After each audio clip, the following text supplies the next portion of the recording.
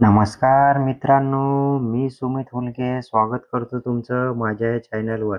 तर आजच्या व्हिडिओमध्ये आपल्याला बघायचं आहे की जे भारती TRTI आहे, सारथी, महाज्योती, अमृत आरती अशा ज्या संस्था आहेत त्याच्यामार्फत जे विविध अशा योजना राबवत असते. तर त्याच्यासाठी जे PhD फेलोशिप योजना आहे, ते 2.5 वर्षापासून आलेली नाही आहे. तर ह्या कॅटेगरी वाईज होणाऱ्या खूप साऱ्या योजनासाठी जे PhDसाठी फेलोशिप आहे, ते लवकरच सुरू होणार आहे. त्याच्याबद्दलची अपडेट आहे जे आपल्या राज्याचे उपमुख्यमंत्री एकनाथ शिंदे यांनी दिलेली आहे. आपण बघू शकतो याच्यामध्ये की मंत्रालय मुंबईचा हा नोटीस आहे. जे आपण बघू शकतो समोर दिलेले आहे. राज्यातील बार्टी, TRTI, सारथी, महाज्योती, अमृत आरटी या स्वायत्त संस्थांमध्ये PhD फेलोशिपसाठी जाहिरात गेल्या 2.5 वर्षांपासून प्रसिद्ध झालेली नाही. या संदर्भात विद्यार्थ्यांनी केलेल्या आंदोलनाची दखल घेत आज मंत्रालयातील माझ्या दालनातील समिती कक्षात एक विशेष बैठक पार पडलेली आहे. बघा मित्रांनो, माननीय उपमुख्यमंत्री एकनाथ शिंदे त्यांनी हे बैठक घेतलेली आहे आणि ती बैठक पार पडलेली आहे. त्याच्यामधून निर्णय निघालेला आहे, की आता लवकरच जाहिरात येणार आहे आणि जे PhD फेलोशिप आहे, त्याच्यासाठी लवकरच कार्यवाही जी आहे ती सुरू होणार आहे. जे फेलोशिप आहे ते सुरू होणार आहे.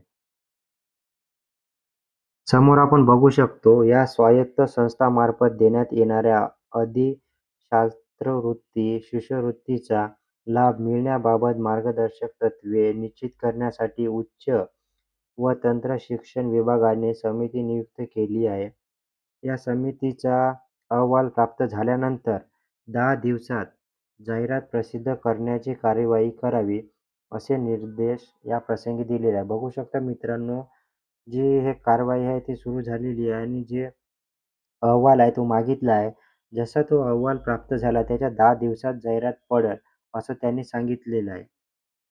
समोर आपण बघू शकतो मित्रांनो, यावेळी उच्च व तंत्र शिक्षण मंत्री चंद्रकांत पाटील, आदिवासी विकास मंत्री अशोक उईके, इतर मागास बहुजन कल्याण मंत्री अतुल सावे, सामाजिक न्याय विशेष सहाय्यक विभागाचे मंत्री संजय शिरसाट, उपमुख्यमंत्री कार्यालयाचे प्रधान सचिव नवीन सोना, सामाजिक न्याय विभागाचे प्रधान सचिव डॉक्टर हर्षदीप काळंबे, शालेय शिक्षण विभागाचे प्रधान सचिव रणजित सिंग देओल, वित्त विभागाच्या सचिव शैलाए, बहुजन कल्याण व इतर मागास वर्ग विभागाचे सचिव अप्पासाहेब धुळाज आणि विद्यार्थी प्रतिनिधी उपस्थित होते.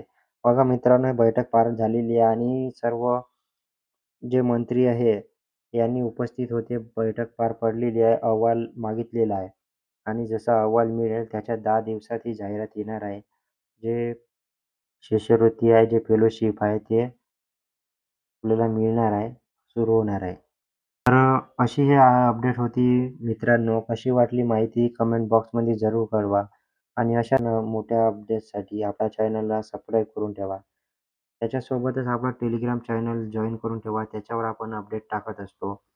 चला तर भेटूया पुढील व्हिडिओमध्ये पुढील अपडेटसोबत. खूप खूप धन्यवाद मित्रांनो. जय हिंद.